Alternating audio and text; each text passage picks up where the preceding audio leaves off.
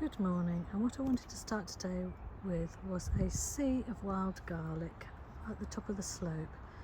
There are buds over there, green leaves there, and along this wall where it's very warm there are garlic flowers, and the smell is fairly intense, I can tell you from here.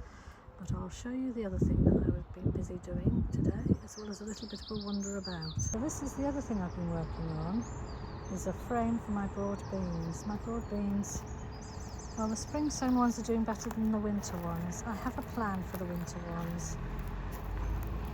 I'm going to persevere trying.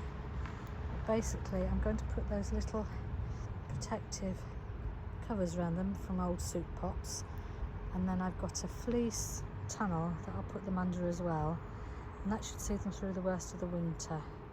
And then I'm hoping that I'll have a better display of broad beans next year. But I've put in some sticks and put twine round. That's what I used to do when I had an allotment, so we'll see if it works, just to stop the plants from blowing over. And as they get taller, I can take the string further up the sticks, but at the moment it means I can bend down and do some weeding if I need to. So I've been quite busy doing that.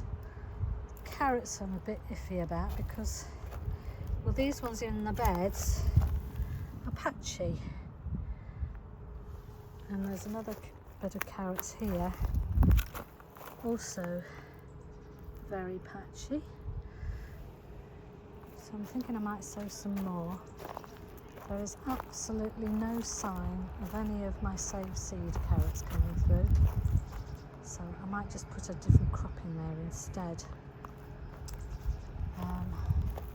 But I have better news on the carrot front along here. So I'm doing a bit of weeding and raking. Move that out of the way. So quite a good tub of carrots here, and here, and here. They seem to like to have the coir on top of them to prevent them from drying out. These very sad little creatures here, or the lettuce that I sowed, that weren't doing anything on the windowsill, so I thought I'd put them out. I'm hoping they'll perk up because I've given them quite a lot of water, so I think it's the watering that flattened them. But it's a nice sunny day today, so hopefully they will stand up and grow happily now they've got a better room, more room for their root systems to go into. The onions, they do need weeding, but they're doing all right. The autumn planted onions have been fairly spectacular, so I'll take you down to those next.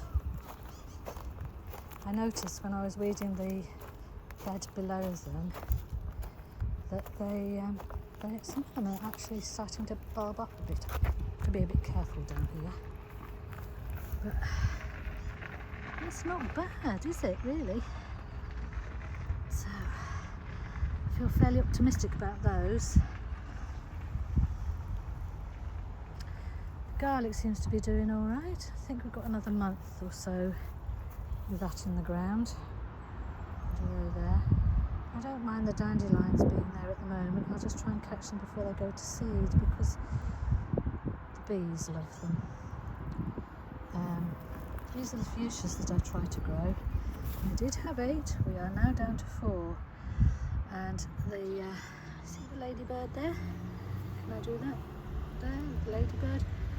I put them outside because they had a little white fly being all sticky and nasty, so I've put them outside, and they're very sheltered here, and they seem to be much happier now they're outside, and the ladybirds are doing for the white fly, which is rather gratifying.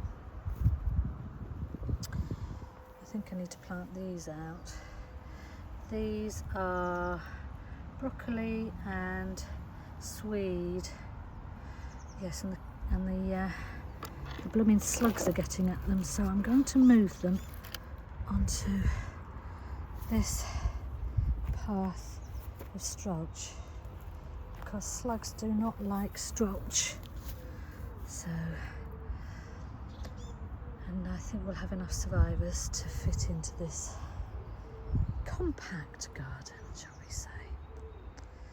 So the peas up there, I think they're doing all right, and I have peas growing along that wall as well, and they seem to be quite happy.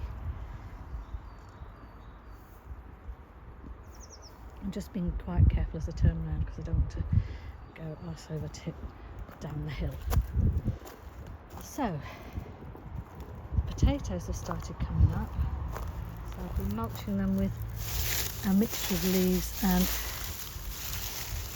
so I'm rummaging around in that one and I can't find one, but I'll show you one. There we are, there's one, and I do believe in here as well.